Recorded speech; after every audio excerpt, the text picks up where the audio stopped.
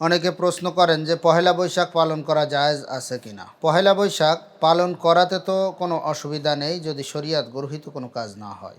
তবে সাধারণত আমাদের দেশের ভিতরে পহেলা বৈশাখ পালন করার ক্ষেত্রে শরিয়াত গর্হিত নয়, শুধু একেবারে ঈমান থাকে না তেমন কাজও করা হয়।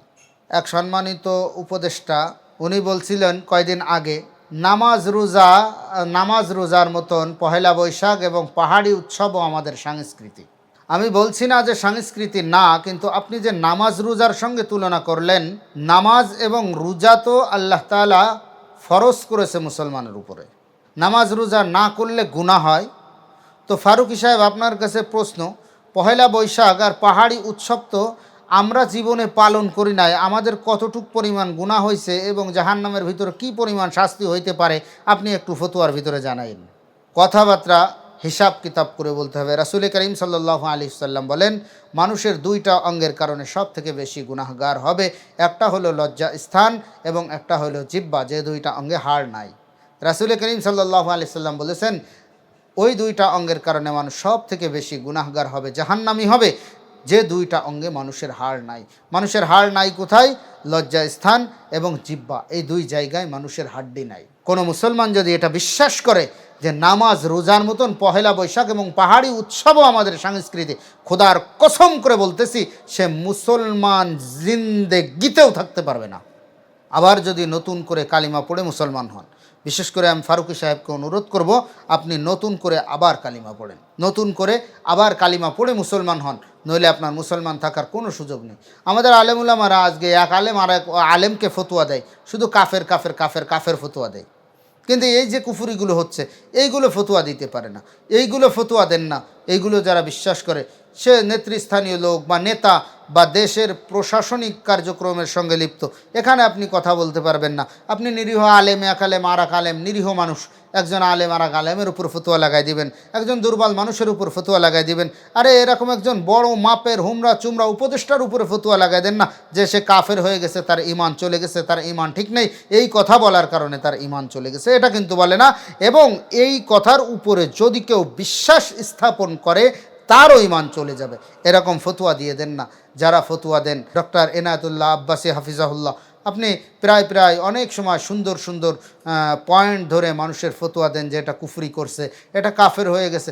এখানেও ফতোয়া দিয়ে দেন না যদি যে এখানে এই কাজটা করছে এগুলো কাফের হয়ে যাওয়ার মতন কথাবার্তা বলে ফেলছে, এটা ফতোয়া দিয়ে দেন। নবী করিম সাল্লাল্লাহু আলাইহি ওয়াসাল্লাম কে সাহাবা একরাম জিজ্ঞাসা করছে, হে আল্লাহ রসুল, আমরা আগে অনেক আচার অনুষ্ঠান পালন করতাম, সেই আচার অনুষ্ঠানগুলো এখন ইসলাম গ্রহণ করার পরে আমরা আবার পালন করতে পারবো কিনা?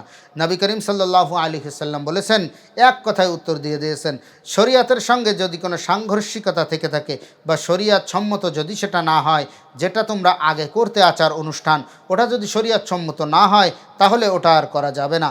আর যদি শরিয়াতে কোনো বাধাগ্রস্ত না হয় বা শরিয়াতের কোনো ক্ষতিগ্রস্ত না হয় শরিয়াত, বা তোমার ঈমান আকীদা যদি কোনো ক্ষতিগ্রস্ত না হয়, তাহলে তুমি ওটা পালন করতে পারো। কিন্তু এখন দেখেন আমাদের বাংলাদেশের বৈশাখী যেভাবে পালন করা হয়, এক নম্বর কাজ হলো এই বৈশাখের দিন পান্তা ইলিশ খাইতেই হবে। বিভিন্ন ঢাক ঢোল তবলা এই সমস্ত প্রথমত বাজাইতে হবে, নইলে বৈশাখীর আরকান আহকাম পালন হবে না। করে আমাদের ঢাকা বিশ্ববিদ্যালয়ের চারুকলা বিভাগ থেকে বা অন্য অন্য বিভাগ থেকে বিভিন্ন শোডাউন বাহির করা হয়। এখানে যে বাঘগুলো বানায়, এই বাঘ যে কোন সুন্দরবনে পাওয়া যায় আল্লাহ পাকই সেই ভালো জানে। যারা ফারুকী সাহেবের সঙ্গে জান্নাতে যেতে চান বা ফারুকী সাহেবের মতন ঈমান এনেছেন বা ফারুকী সাহেবের মতন মুমিন, তারা এই আরকান আহকামগুলো সুন্দরভাবে পালন করবেন। আর যারা বাস্তবিক পক্ষে মুসলমান, তারা এক নম্বর আরকান আহকাম যেটা বলছি, যে এই সমস্ত পান্তা ইলিশ খাওয়া, এটাকে খাওয়া জরুরি মনে করা, এটা জরুরি মনে করা যাবে না। হ্যাঁ, ঘটনাক্রমে যদি খাওয়া হয়ে যায় তাতে কোনো সমস্যা নেই। দ্বিতীয় নম্বর, ঢোল তবলা বাজাইতেই হবে। এই আরকান আহকামের ভিতরে মুসলমান হিসাবে ঢোল তবলা বাজানো এটা জায়েজ নয়, কারণ রাসূল করিম সাল্লাল্লাহু আলাইহি সাল্লাম বলছে, আমি বাদ্যযন্ত্র ভাঙ্গার জন্য প্রেরিত হয়েছি। তো যেহেতু রাসূল করিম সাল্লাল্লাহু আলাইহি সাল্লাম বাদ্যযন্ত্র ভাঙ্গার জন্য প্রেরিত হয়েছে, তো মুসলমান হিসাবে আমাদের এটা শরিয়াত গর্হিত কাজ হয়ে যায়, শরিয়াত বিরোধী কাজ হয়ে যায়। এজন্য এই আরকান আহকামগুলো মুসলমান হিসাবে আমি বৈশাখীর ভিতরে পালন করতে পারবো না। বা বিভিন্ন যে ব্যবহার করা হয়, পোশাকের ভিতরে ছবিগুলো থাকে, এই ছবিগুলো ব্যবহার করতে পারবো না, আমি অগ্নি প্রজ্বলন করতে পারবো না। এরকমভাবে এই আরকান আহকামগুলো আমাদের মুসলমানের জন্য সম্পূর্ণ হারাম। তবে আপনি খাঁটি বাঙালি হবেন, এতে কোনো দোষের নাই। আপনি খাঁটি বাঙালি হন, এতে কোনো দোষের নাই। কিন্তু খাঁটি মুসলমান হওয়ার পর খাঁটি বাঙালি হন। তো আমাদের যে কোনো আচার অনুষ্ঠান আমি পালন করব, সেটা যে আচার অনুষ্ঠানই হোক, ব্যক্তিগত হোক বা সামাজিক হোক, যেভাবে আচার অনুষ্ঠান পালন করব না কেন, পালন করতে করতে করতে করতে আমি আমার মাথাটাকে একটু খাটাবো যে এটাকে শরীয়তের গণ্ডির ভিতরে আসে না শরীয়তের বহির্ভূত হয়ে গেছে। তো শরীয়তের গণ্ডির ভিতরে যদি থাকে আলহামদুলিল্লাহ, শরীয়তের গণ্ডির বাহির্ভূত যদি হয়ে যায় তাহলে আমি ওখান থেকে সঙ্গে সঙ্গে ফিরে চলে আসবো আলহামদুলিল্লাহ। আর শরীয়তের গণ্ডির বাহিরে গেল, তারপরেও আমি ওই আচার অনুষ্ঠানের ভিতরে লিপ্তই থাকলাম আর মুখে বললাম ও শরীয়তের বিরুদ্ধে আজকে একটু যায় জাগে যে, তাহলে আমার বুঝতে হবে কাপড় খুলে যাওয়ার পর ওর আর পরা সেন্সও নেই। এই যেমন পাগল শরীয়তের বহির্ভূত হয়ে যাওয়ার পরেও, মানুষ বলার পরেও, আলেম ওলামারা সতর্ক করার পরেও যদি ওই কাজ থেকে ফিরে না আসে, বুঝতে হবে এটাও ওই রকম পাগল। এর জন্য সবাই আমরা সচেতন হই, পহেলা বৈশাখী পালন করতে করতে যেন আমাদের শরীয়ত বহির্ভূত কোনো কাজ না হয়ে যায়। আল্লাহ তাআলা আমাদের আমল করার তৌফিক দান করেন।